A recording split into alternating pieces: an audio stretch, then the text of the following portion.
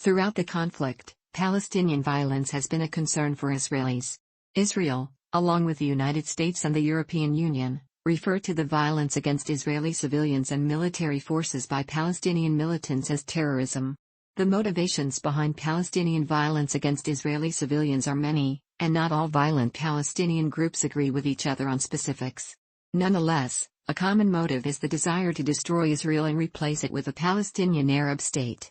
The most prominent Islamist groups, such as Hamas and Palestinian Islamic Jihad, view the Israeli-Palestinian conflict as a religious jihad. Suicide bombing have been used as a tactic among Palestinian organizations like Hamas, Islamic Jihad, and the Al-Aqsa Martyrs Brigade, and certain suicide attacks have received support among Palestinians as high as 84%. In Israel, Palestinian suicide bombers have targeted civilian buses, restaurants, shopping malls, hotels and marketplaces. From 1993 to 2003, 303 Palestinian suicide bombers attacked Israel.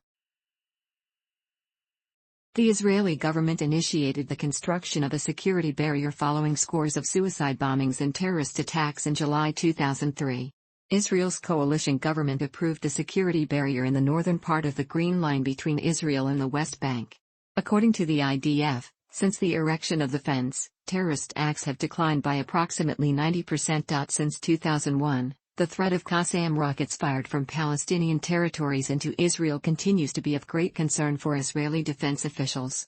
In 2006, the year following Israel's disengagement from the Gaza Strip, the Israeli government recorded 1,726 such launches, more than 4 times the total rockets fired in 2005.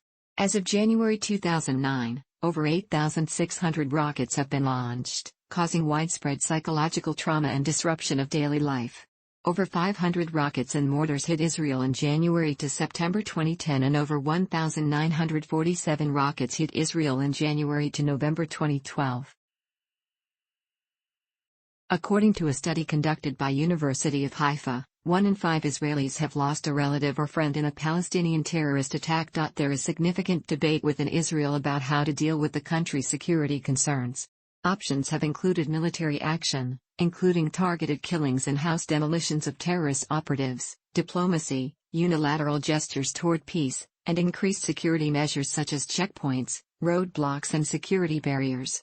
The legality and the wisdom of all of the above tactics have been called into question by various commentators. Since mid-June 2007, Israel's primary means of dealing with security concerns in the West Bank has been to cooperate with and permit United States-sponsored training, equipping, and funding of the Palestinian Authority's security forces, which with Israeli help have largely succeeded in quelling West Bank supporters of Hamas.